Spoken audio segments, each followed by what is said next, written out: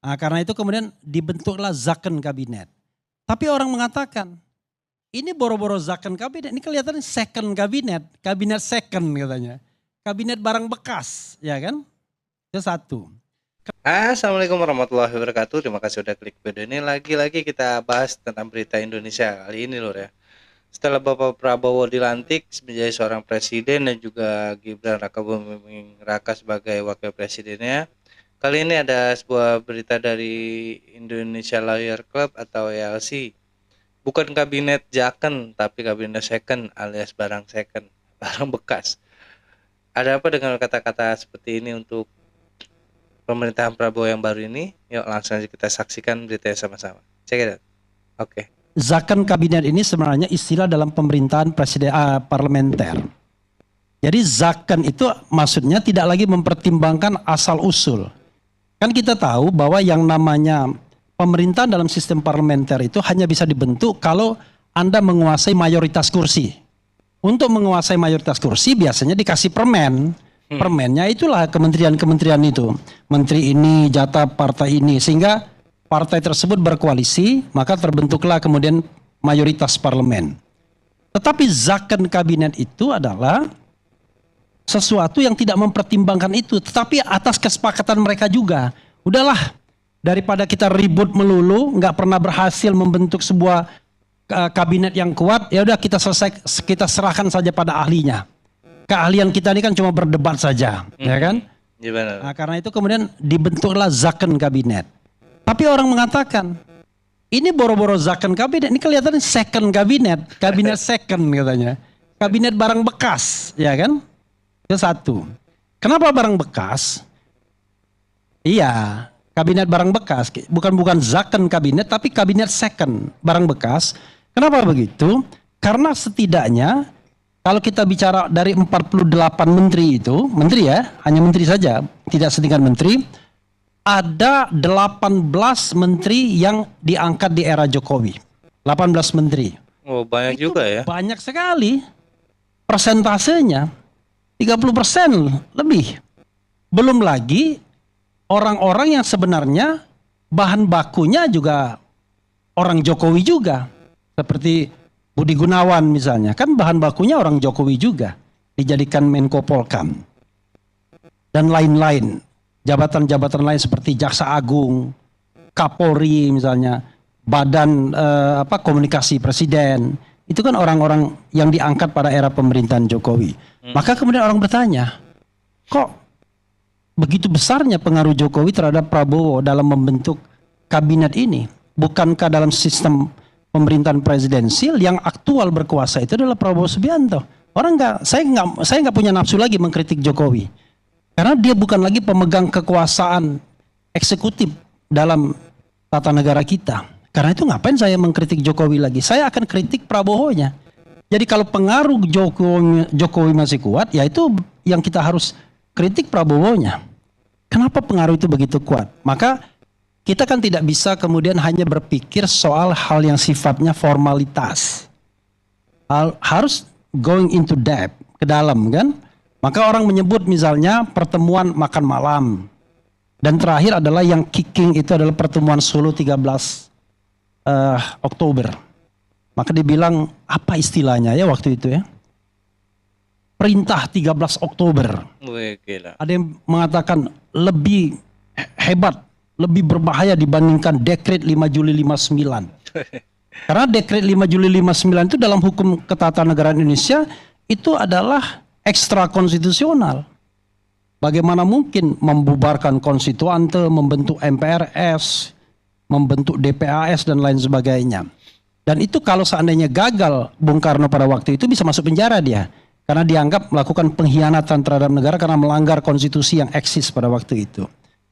Nah, orang mengatakan spekulasi, beredar di grup WhatsApp dan lain sebagainya. Ada spekulasi yang mengatakan, awas, ada pesan, tolong amankan pelantikan Wapres, kan begitu? Ada satu pesannya. Pesan lainnya, tolong pertahankan 16 menteri. Tapi setelah saya hitung 18 ternyata bukan 16. Tapi barangkali yang di dalam imajinasi dia 16, tapi ternyata 18 jumlahnya. Kemudian ada juga imajinasi kalau tidak ekonomi akan bisa dihancurkan. Wah, ngeri sekali saya bilang kalau yang begini kan. Itu isunya, tapi saya tidak tahu kebenarannya. Namanya isu kan kita tidak bisa mengklarifikasinya. Emang kita bisa punya kemampuan mengklarifikasi itu? Oh, nggak benar itu. Ditanyakan langsung nggak mungkin juga dia bilang benar itu. Tapi apa iya seorang Prabowo yang gini, saya ingat kemarin saya ketemu presiden yang belum bekerja itu hidup dengan mitos katanya. Nah, mitosnya Prabowo itu adalah tegas, mitosnya kan. Kemudian nasionalistik, patriotistik, dan lebih genuine. Itu mitosnya. Kan selalu itu yang dibawakan, tegas, patriotik, kemudian nasionalistik, dan juga lebih genuine, apa adanya.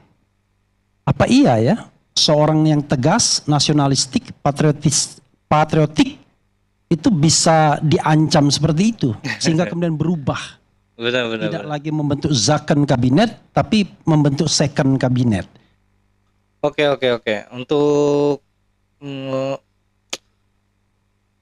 Untuk zakon ini berarti Pak Prabowo masih banyak sekali menteri-menteri bekas yang diangkat oleh Bapak Jokowi di pemerintah kemarin ya. Mungkin memang Pak Jokowi di sini masih kuat lur ya, pengaruhnya kepada Bapak Prabowo atau kayak gimana kita nggak ngerti lur ya, karena memang banyak sekali menteri-menteri bekas di era Bapak Jokowi sekarang diangkat lagi oleh Bapak Prabowo seperti yang disebutkan Ki Harun tadi, sampai 18 menteri bekas yang pernah diangkat oleh Bapak Jokowi sekarang diangkat lagi sama Pak Prabowo. Apakah itu salah satu permintaan dari Bapak Jokowi atau memang menteri-menteri itu baik dalam bekerja atau kayak gimana lur ya? Kita lanjut lagi lur tontonnya sampai selesai. Saya tidak ingin masuk lebih jauh karena saya tidak menemukan jawabannya. Oke, itu satu ya. Berikutnya adalah Prabowo dalam beberapa kesempatan termasuk dalam pidato di dalam MPR ketika baru dilantik, dia bicara tentang pemberantasan korupsi. Berkali-kali dia mengatakan ini. Di luar negeri, di Qatar Economic Forum dia bilang, di Partai Amanat Nasional dia bilang, di Nasdem dia bilang, di Gerindra dia bilang, PKB dia bilang, dan terakhir yang baru saja terjadi di MPR.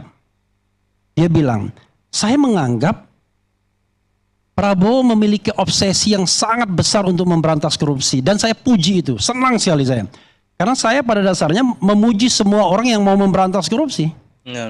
Ini luar biasa.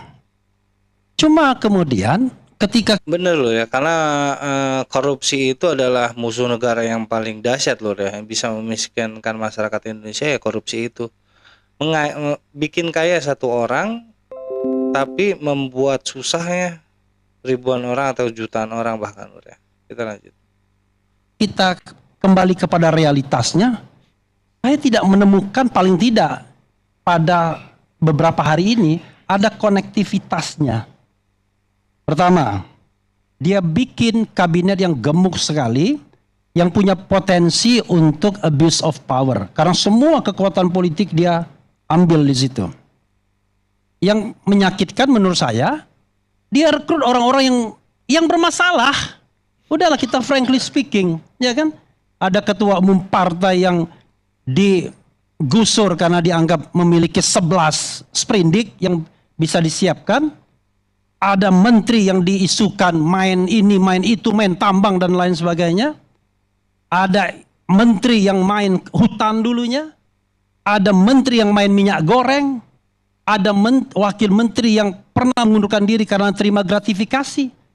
Ada menteri juga yang diisukan dan berapa kali dipanggil KPK. Tapi dia pertahankan. Seolah-olah dia hidup di ruang yang hampa. Nggak ada konektivitasnya.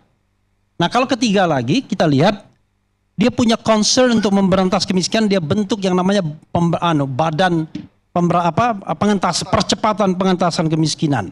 Itu kan menunjukkan concern dia.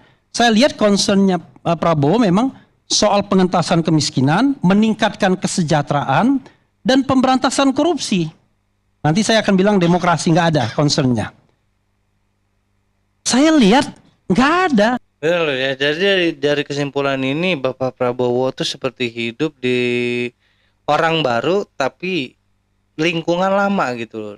Bapak Prabowo tidak menciptakan kabinet-kabinet atau menteri-menteri yang dari menteri-menterinya yang tidak bermasalah, yang benar-benar dari Bapak Prabowo tunjuk sendiri untuk mendampingi dia, untuk membantu kerjanya dia dalam mengentaskan negara ini. Tapi dia masih menggunakan menteri-menteri yang dulunya bermasalah di Indonesia seperti kementerian-kementerian yang tadi disebutkan oleh Refli Harun itu kan istilahnya kena kasus semua loh, tetapi Bapak Prabowo masih mengangkatnya untuk menjadi menteri. Kenapa? Apakah ini permainan dari seorang Bapak Prabowo yang ingin melihat langsung apakah benar menteri-menteri ini seperti itu di era kepemimpinan, mungkin dia sendiri yang akan bertindak atau mencopot atau menjarakan menteri-menteri itu sendiri.